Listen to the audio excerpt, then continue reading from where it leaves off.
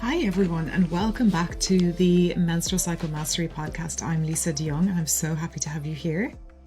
In today's episode, this is the first episode that I'm doing solo in a while. The last few episodes, I had the lovely company of some graduates with me. So yeah, I was reflecting on what to chat about, what questions I get asked, what means something to me. And usually the way that I decide what topic to record is I tune into myself and ask myself, what do I want to speak about and what is on my heart, and or what are my students asking, what are my clients asking, what is a topic that is around me, and what do I feel connected to. And yeah, so today's topic is all about my own personal journey. I know I have shared this before, but I do still get quite a lot of questions about my personal journey and how I came to do this work. And it's been a while since I've talked about this because a lot of my focus has been on my clients, my courses, facilitation, coaching, teaching, writing, and running a business as well to facilitate all of that work. And yeah, it's been a while since I have talked about this topic as in a kind of a longer format. So yeah, I think it's a good one to bring to you today and share a little bit about my journey with my own menstrual cycle and where I'm at with it now, and what the journey has been like and how that's informed my work. So I am very lucky that nowadays I do live in peace with my menstrual cycle. I have, not always, but I have many menstrual cycles that are not painful, where I don't suffer at all, a lot of peace. And when or if I do struggle, I don't suffer. It's very temporary, and I know exactly how to look after myself and what to do, and it doesn't feel like the world is ending. I don't want to die, and yeah, I'm not consumed in suffering or in a lot of darkness like I used to be.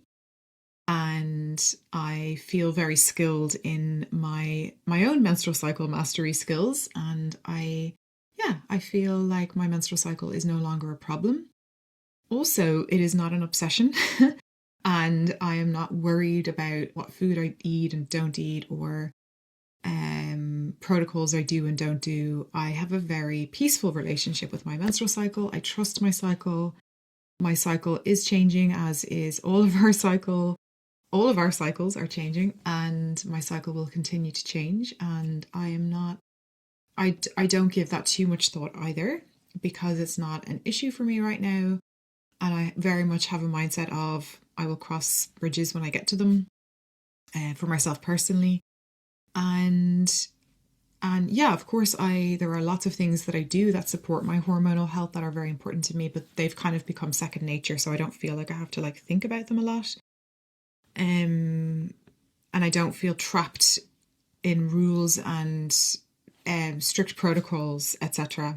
And I don't dread my cycle like I used to, or manage my life around symptoms. And so that's why I like to describe my cycle as peaceful. I also wouldn't say I love my cycle, and I don't feel pressure to be in love with my cycle. For me, it's a kind of a gentle relationship I have with it, and there are days where I struggle with it, or it's a little off, or my hormones might be a little off, or my mood might be a bit off, or my nervous system. And there's days where I still get pain, and then there's days where I have a lot of peace. So that's essentially where I'm at with my cycle now. And I did work very hard to get here. So I'm going to talk about what the things are that I do that are helpful, my journey, and things I'd be kind of aware of and conscious of, and a bit about my history. So I do hope this will be helpful for you. Everyone is very much on a different journey with their menstrual cycle, a different journey in terms of their relationship with their cycle, a different journey in terms of their experience of their cycle, and yeah, a different journey in terms of, what you're reading about, what you're learning about, what you're doing.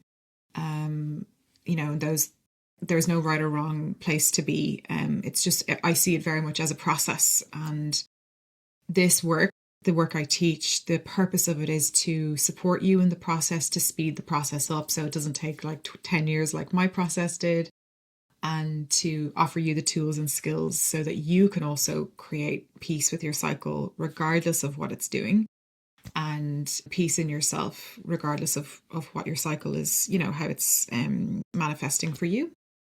So I'm going to go into my story, and before I do, I want to let you know that the doors to the Menstrual Coach Academy, if you're interested in taking this work deeper for you or for your clients, we've got a 6-month in-depth training starting this July 2026. So you can head on over to the link in the show notes, menstrualcoachacademy.com.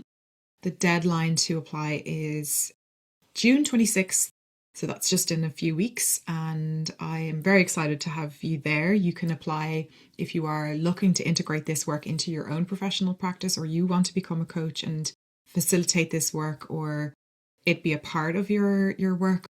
Or if we've had lots of people who come in for personal reasons and they get a lot of transformation and a lot of benefits for themselves personally, because we do a lot of personal process. And it's a great fast track to healing and really learning that behind the scenes skills of coaching so that you can coach yourself. So we've got that starting. And if you're interested in any of my other work, you can head on over to the other links as well, lisadeyoungcoaching.com. And if you've been a long listener of the podcast, I'd also love for you to recommend the podcast to your friends, hit subscribe, leave us a review. I'd be very grateful. And also, I'm always looking for ideas for episodes. So if you've got any topics in mind that you'd like me to teach on or explore or reflect on from the perspective of my work, which is a mind-body approach, do let me know. Send me a message on Instagram or email me, lisa@lisadeyoungcoaching.com, and I will definitely consider it as part of our topic list. So for the episode, I wanted to speak with you about a little bit about my history. So I've shared before that I struggled a lot with my periods when I was a young teenager. My mother would have to collect me from school, and I was quite athletic and I was quite studious. And it was difficult because I had to then drop out of class or drop out of hockey training. And I started to get very heavy, painful periods. I actually remember the first time I got period pain. I was about 14 and I thought it was severe hunger pains, and I had 2 bananas and it didn't cut it. So I then realized something else was going on. And anyway, after a couple of years, my period pain started to get worse and worse and worse. And my mum took me to the doctor, and the doctor put me on the contraceptive pill, and then another pill because I was getting side effects from that pill, and then another pill, and then painkillers, etc. So the doctor at the time was compassionate. He was a kind, compassionate man. However, the medical practice at the time, and probably for a lot of you, wasn't very inquisitive into the root cause of what was causing my menstrual pain. And so I felt like I was only just being treated for the pain, but the underlying issue there was no curiosity at all about the underlying issue. And I felt quite unsupported. I felt quite depressed about it. And then that's when I started to develop a lot of fear and anxiety about my period, even when I didn't have pain. And it just became this big problem in my life. And at the time, it was the early 2000s. Periods were not being talked about, and shame was, very alive and well in the women's health world.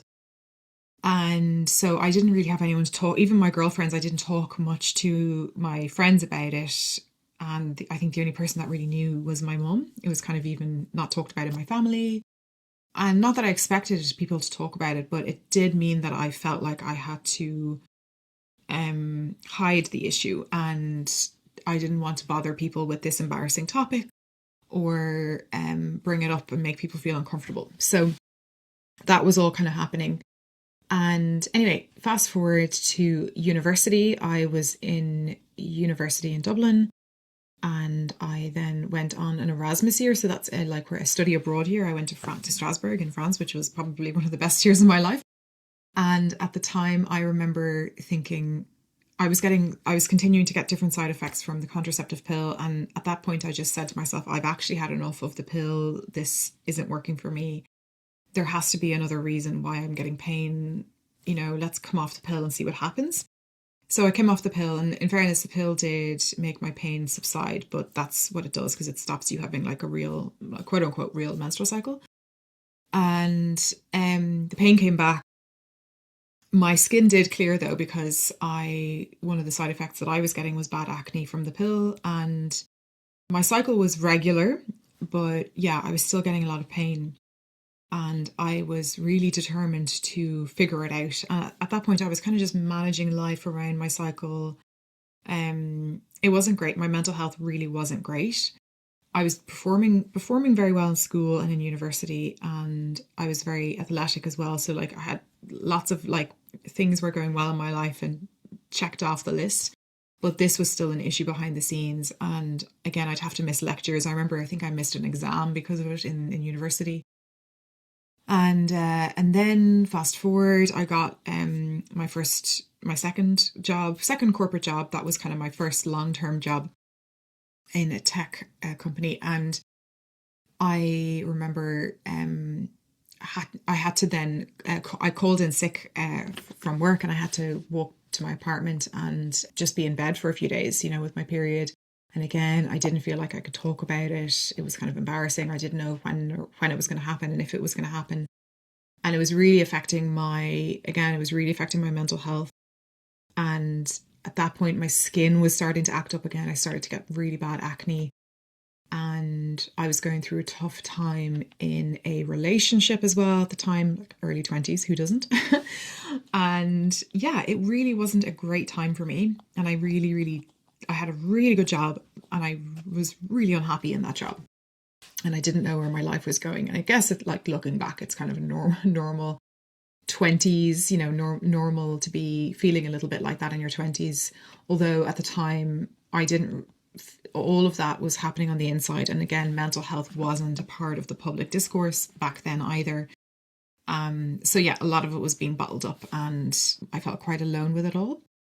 And I guess back then too, one of the ways, my generation's way of coping would have been like drinking and partying and maybe a lot of avoidance. And yeah, so I wasn't a big drinker or didn't take drugs or anything, but I would have avoided a lot of, my internal world and didn't even understand it. So what happened then was I started to research hormones and the menstrual cycle, and there wasn't a lot in the world about that at the time. And I found Elisa Vitti's work, and she was the first writer that I came across, at least, and I'm sure there were lots of people before, but searchable on Google, and a book available, on Amazon or in the library. And she had written a book called Woman Code, and it was all about it was about fertility. It wasn't really about fertility, but it was about hormones and the menstrual cycle. And I listened to one of her lectures that she did for Google Talks on YouTube. And it was the first time I ever heard, and I think she had just published the book that year, and it was the first time I heard somebody talk about the menstrual cycle from a cyclical point of view and the different phases. And she talked about blood sugar levels and what's happening with hormones. And I was just bowled over, because I was only ever taught about periods, and this is how you manage your period. And no one ever spoke about the connection between your menstrual cycle and the rest of your body.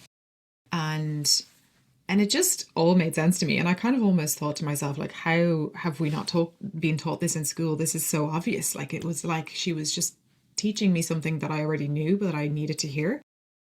And it was amazing. And that kind of got me on a journey of healing and discovery. So I still had my corporate job, and I then went on a journey of learning and taking lots of courses and trying lots of different protocols. And yeah, it was a deep healing journey. And I was quite young at the time. I was only in my early 20s, and my friends were all busy with normal 20-year-old stuff, and I was like at home in my apartment, or in the room that I was renting in a house share in Dublin.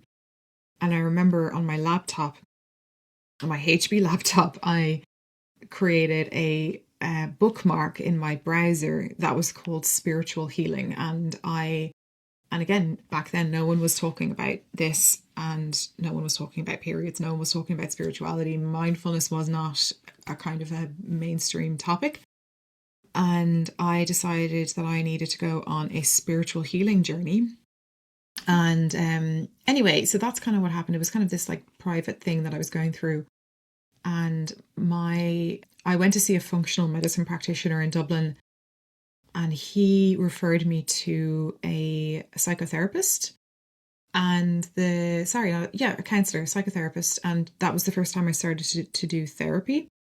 And she was brilliant because she was able to really help me to create a relationship with my emotions, all these bottled up feelings that I'd had for so long, and understand my family dynamics and certain relationships in my life that were not necessarily healthy. And yeah, and it was the first time that I suppose received permission to feel my feelings and to really move through some very difficult feelings. And I'd had some complicated grief as well that I had to work through. And then what happened was I was sharing with her about some kind of highly sensitive, spiritual, intuitive feelings that I was having about certain things in my life. And it's the kind of stuff that you wouldn't say to somebody because you think, oh, they might think I'm crazy. And I said it to her, and she told me, no, I wasn't crazy, but Lisa, you are very different. And you're highly sensitive, you're very different. And I remember her saying, like, you're definitely going to do some very different work in this world.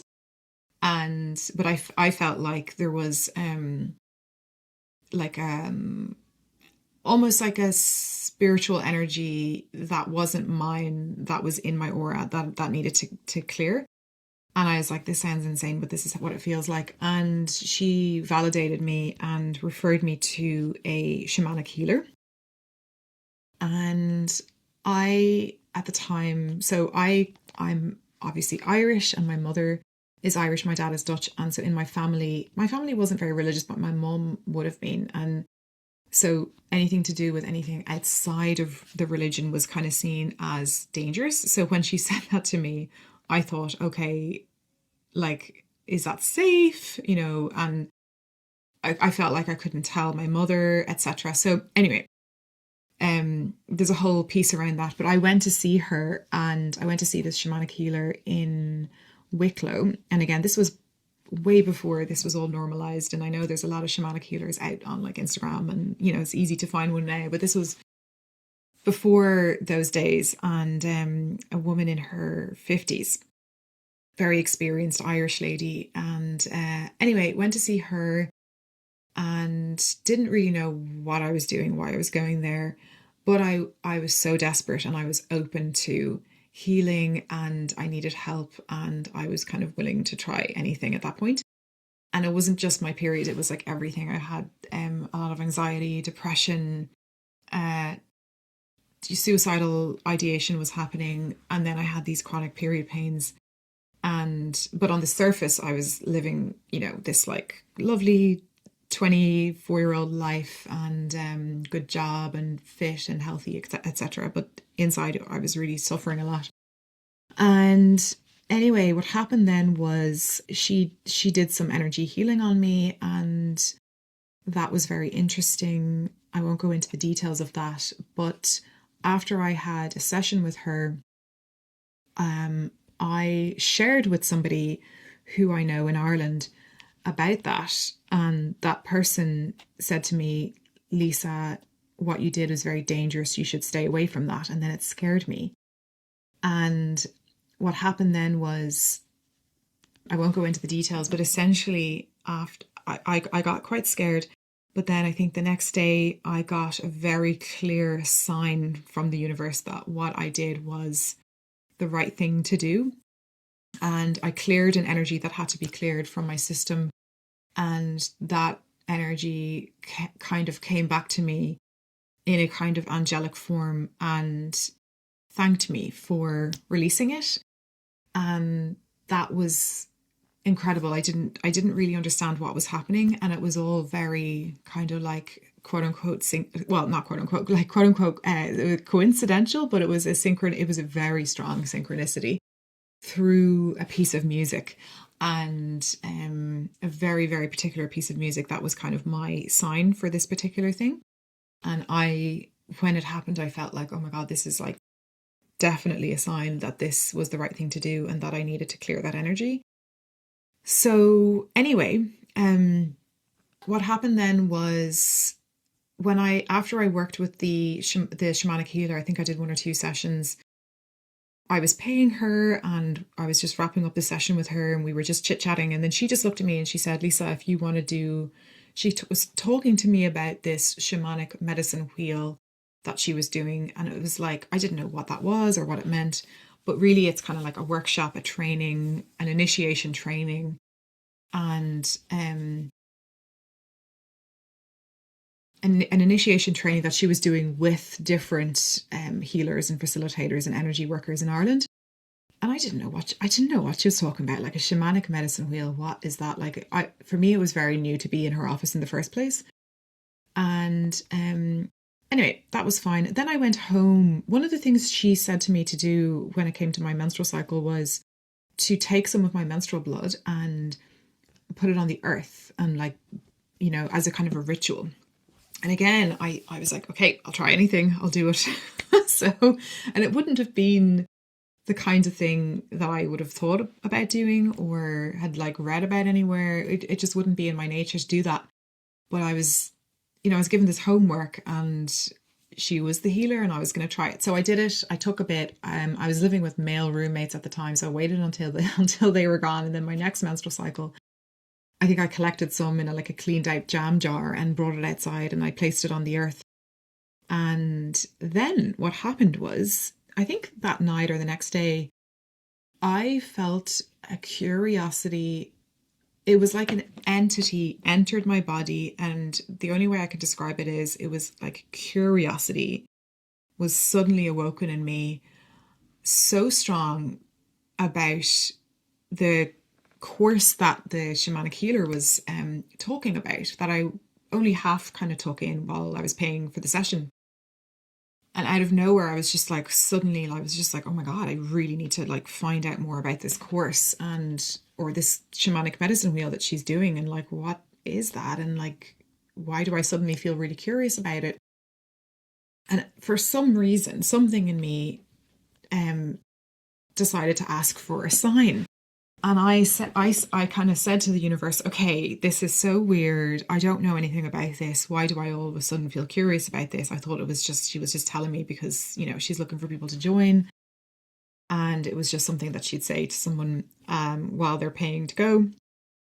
And I just said to myself, this is ridiculous. But I think it was like a Friday or a Saturday. It was a week, maybe it was a week towards a weekend. And I said to myself, okay, if I'm supposed to do this course, I said to the universe, if I'm supposed to do this course, please send to me the topic of shamanism into my life before Wednesday, because it was, I think Wednesday was like she was taking the final applications for this program. And I just kind of put it out to the universe. And again, I didn't know what I was doing. I never really did that before, but it just occurred to me to do that. And I said to myself, this isn't going to, like, the topic of shamanism is not a world I navigate. And the only alternative thing I was doing in my life regularly was Pilates. I was going to, at the time, that was still kind of unique, Pilates in the early 2000s. This was now early 2010s. And so that was fine. Went to my Pilates class on Monday. No one talked about shamanism, it didn't come up. And then on Tuesday, at the time, I was no longer working in tech. I had left tech. I was starting to follow my interests more, and I had started doing a master's degree in Trinity College in an MPhil in linguistics, which was one of my passions. And so I was doing a part-time master's, and then because I was doing a part-time master's, I was also teaching English part-time, and I was becoming a teacher, and I loved teaching, and especially working with language students. So I was working in a language school in a place called Portobello in Dublin. And that was Tuesday. I cycled to my job, and in the mornings my class would be prepped, but I would be photocopying pages from the book that I was teaching, I think like intermediate level 2 or something. So I got I was doing some handouts that morning for the class. We were doing reading comprehension, and I grabbed my book, so the way it works in the English language school was the curriculum is kind of laid out, and you just have to like teach the class and facilitate the learning.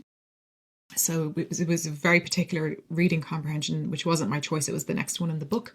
So I opened it up, and the reading comprehension was all about shamanism. The topic, it was a whole reading comprehension about shamanism. And I had to photocopy this for my students. And I was just like, what the hell? Like my mind was blown. Anyway, so got through work, and then I called Maura, the shamanic healer, that evening. And I was like, I told her the story, and I was like, I don't know what's happening. I'm really scared. I'm getting these really strong signals. I have so much curiosity. I don't even understand what this is all about. And she just said to me, and I personally wouldn't say this to a client, but she said to me, Lisa, this was planned for you before you were even born. And that really kind of sent a shiver down my spine. And I signed up to the program, and I took the shamanic medicine wheel with her that would have been maybe that was about 2014. And didn't know what I was doing, didn't know what I was getting into. It was based in Ireland, and essentially I couldn't even explain to you actually what it was, but it was in simple English, it's not even a course, it's a process. It was like we spent a week together, and we worked on the 4 directions of the shamanic medicine wheel, and we were given a mesa of stones that we then charged with energy. It was all about energy healing and working with our shadow and healing our trauma, healing our wounds, and integrating healing within us so that we could like become our own wounded healers ourselves. And it was a beautiful, beautiful process, and it was 4 weeks throughout the year. And so each week we would do a different direction: the north, south, the east, the west, and then the associated elements with each. So it was essentially just a lot of process work. We did breath work, movement, drumming, shamanic journeying, lots of things, energy work with each other as well. And again, I didn't know what I was doing, but I was shifting a lot of stuff, and I was also grieving at the time because my grandfather died that year. So I was there was a lot of stuff moving through me.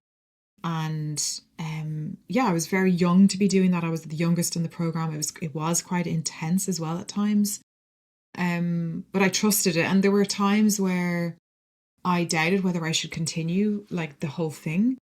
But those signs kept coming back to me that I needed to be there. And I trusted those like messages from the universe. So that was the kind of the first really big deep training that I did. And I was also getting into mindfulness meditation. I think I talked about this before. I'd had an experience where I was practicing mindfulness meditation, and the first body kind of based one that I did, I had done body scans, but I decided to do one on my womb. And because a womb meditation, I hadn't discovered it, but I kind of thought I'd try it and invent my own version of it. So I got into the meditation state and brought my attention to my womb, and then within 5 minutes I was in floods of tears because I realized in my meditation that I had so much grief around my uterus, and that every time I got my period, my thoughts would say, I want a hysterectomy, I hate my cycle, I hate my uterus, this is awful. So I was having all those kinds of thoughts. And then I went on and I trained with Red School, and then I also did training as a Pilates instructor because I wanted to learn about physiology. Meanwhile, I was also teaching English, and then I started to I started to then work with women doing workshops. My friends wanted to kind of learn from me, and then I started to do one-to-one work. So it was very much an emergent, growing process. And then at one point as well, later on, then I when I became more skilled at working with people and individuals, I was able to recognize that I had my own personal process and that I had a professional practice and a skill set for working with people. And my professional practice had certain missing pieces, and working with trauma was one of them. So I did the training with Peter Levine's somatic experiencing training, and integrated that into my work. Found a supervisor, integrated that, learned about psychodynamic coaching. So it all started very much off as a personal journey, and then turned into both personal and professional, because that was kind of what was emerging naturally and birthing naturally for me. But going back to my own journey, even though I was doing a lot of that healing, I also then discovered things like diet and nutrition for the menstrual cycle, and obviously menstrual cycle awareness and tracking in the nervous system work. And my pain was, I'd have months where I'd have no pain and then months where I'd have pain. And I then, because I never rejected modern medicine, that was always there, but I was always going to be open to other things. I'm very much someone who's like, whatever works, give it to me. And I'm willing to try and be open, And I, as a lot of you know, I also have undergone surgery for endometriosis. So I did have a surgery for endometriosis in Ireland in the late 2010s. And that was not great, because I did get a diagnosis of endometriosis, but I didn't realize at the time that there's different surgery techniques, and that particular consultant only used ablation and not excision for the surgery. And that's something I didn't know about. And this is a very, very highly renowned surgeon in women's health in Ireland, who is invited to speak at a lot of events about endometriosis. Anyway, I felt like I received a surgery by essentially like an incompetent practice. And then I did more research, and I decided eventually, after about 5 or 6 years of that, to go to London, and I got a surgery there via the excision method from a endometriosis specialist, as opposed to a kind of a general gynecologist. And I got really good results from that surgery, because he did find endometriosis that was left behind, and he removed them. And I had no pain at all for months, after about 6 months. And then my pain started to come back.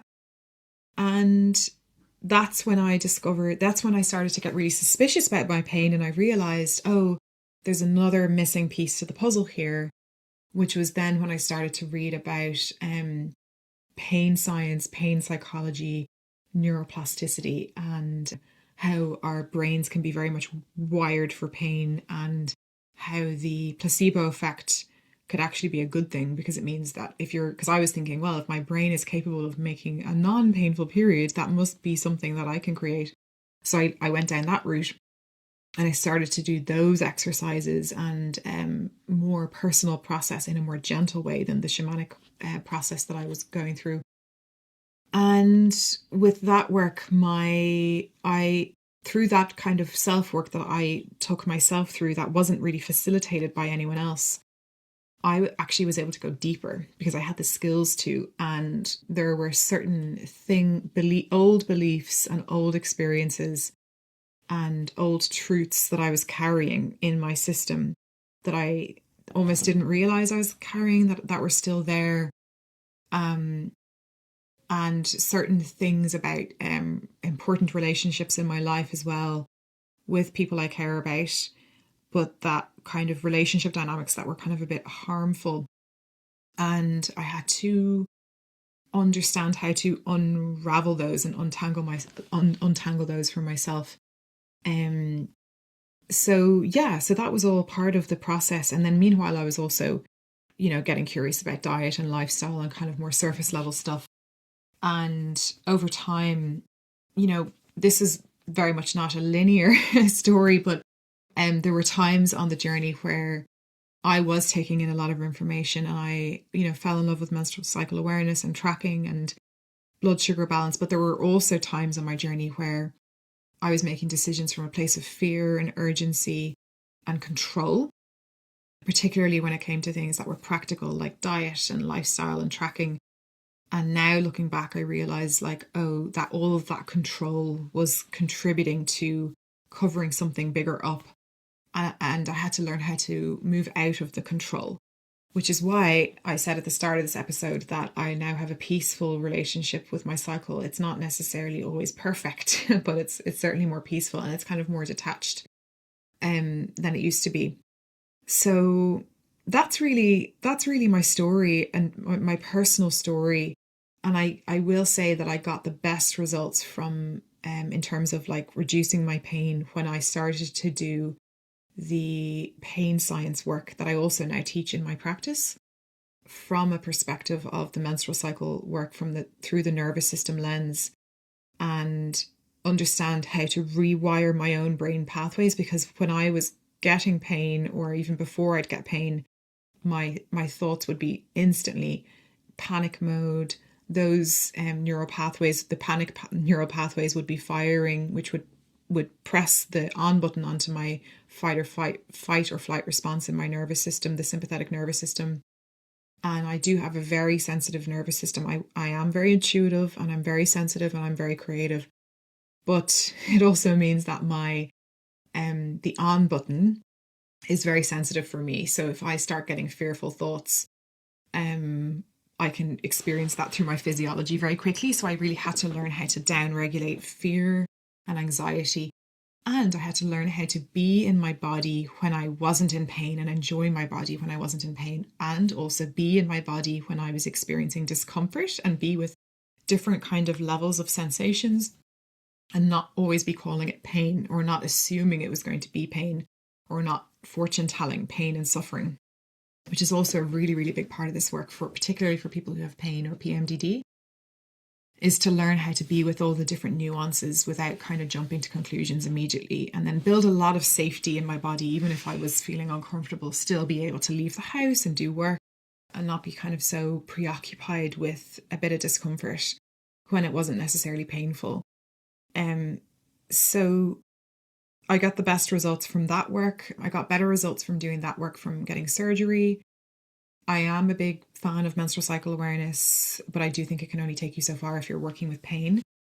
And another really important piece of the puzzle is nutrition and diet. And I have taken advice from people who are certified nutritionists and dietitians, and it hasn't served me. So it really is, you have to either work with somebody or read someone's work who is trained in female sex hormones and female physiology to understand it. But what works for me is not the foods I eat, but how I eat, and thinking about my meals through composition. So how can I balance my blood sugar levels?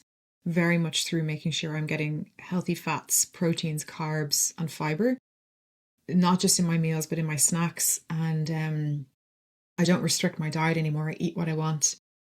And yeah, my weight has fluctuated up and down depending on what's happening in my life. And that's been interesting. But I focus on nourishing myself, fueling myself. I love to work out. And yeah, I can get injured every once in a while from the exercise that I do. So sometimes when I'm in recovery mode, I'm not working out as much. But when I am working out, it's important that I fuel myself. And I do take some supplements, but not as much as I used to. And I researched the supplements I take. A few years ago, I had a really bad episode of choking. So and that fear gets triggered. I was alone when it happened. It's a whole other story, but the fear gets triggered. And I actually did recently have hypnotherapy to help me through that fear. But I'm saying that because I recently did some research for new supplements, and I was able to source some really good quality supplements in drop format and in powder format. So I'm really happy with myself about that. And yeah, so that's really it in terms of my personal relationship with my cycle. I am 38 now. I haven't yet experienced any signs of perimenopause or anything. And I'm very happy with where my cycle's at. I do get the odd bad period, but I've been able to work full time. I've been able to go out on day one and exercise and go to meetings, etc. And for me, it's very much about my premenstrual phase is very important for self-care, and then managing my thoughts and the fear and the emotions is very important, and processing my emotions is also very, very, very important, and having healthy relationships is very important to me as well. So that's essentially it. My history with my periods, and a little bit more of a window into my journey and my work and the guidance I received and what I do now. I don't work necessarily like with shamanic practices, but I like to think of my work very much as intersectional, and I have a lot of strings to my my bow. And yeah, I don't work with one particular model because my focus is very much on the individual. And so I will use different practices and modalities with different people when I'm coaching, but my coaching has also become very relaxed and conversational focused. And I love coaching as a healing modality in and of itself, because I'm receiving a lot of things when I'm listening to someone. I'm really attuning to them. I'm noticing things. I'm using my intuition a lot as well as my intellect. And I'm using powerful questions to move us along in the journey and in the process, and help people to untangle and heal trauma and work with the shadow side of the menstrual cycle. I really, really, really believe that we live in a society that puts the shadow side of the cycle, the dark side, the difficult emotions, the difficult experiences, the discomfort of the cycle gets completely hidden away and not talked about. But when we learn how to build a relationship with that shadow, when we learn how to integrate it, not through the toxic positivity stuff, but actually build connection with our shame, our fear, anxiety, our grief, all the things we need to move through, it brings us to this powerful love, this powerful peace, this powerful connection. Connection would be a North Star word in my life, and it has not let me down. So yeah, connection to the shadow, connection to the difficulty, connection to yourself. And I would say, I know some of my journey has sounded a bit woo-woo, but there's so much mystery to the menstrual cycle. There's so much uncertainty. There's so much magic. I do believe there's a lot of space for asking for signs from the universe, asking for messages, whether it's through dreams or energy work or signs or just an intuitive knowing. Sometimes when you ask for those signs, it takes you to the next right step in what you need to do in your like current reality, whether that be a book or a podcast or a healer or a facilitator or a course. And usually those signs don't let you down. And also when we get a sign, whether it's really obvious or not, we feel curious. It sends us into that curiosity. I think curiosity is a huge part of my own intuition, and I think it is for you too. And it helps us to be connected to the book we're reading. I'm currently reading a book about something unrelated to this, and I feel very connected to that particular topic right now, but I wouldn't have felt connected to that a year ago. So I'm trusting where my connection kind of senses are taking me, and I very much use that as my compass, my North Star, my compass. So I guess that's my journey, that's my experience, and I hope it's inspiring for you. Everyone's journey is very different. If you are interested in working with me, you can head on over to my website, lisadioncoaching.com, and you can find more information about my courses and my one-to-one work there. And if you want to work with me sooner rather than later, like I said, we've got the Menstrual Coach Academy starting in July 2026. The deadline to join is July 2026. The deadline to join is the 26th of June. So in a couple of weeks. So do make sure you get your application into me, and I'm really looking forward to having you there. And don't forget, that is for professionals and for people who just want to go deep for personal reasons. If you're maybe a bit nervous about what that course is about, do head on over to our website, menstrualcoachacademy.com, and the best place to hear about that course actually isn't from me, it's from the graduates. So head on over to the testimonials tab and you can read, and I've got loads of video testimonials in there, and you can listen to the graduates talk about their experience.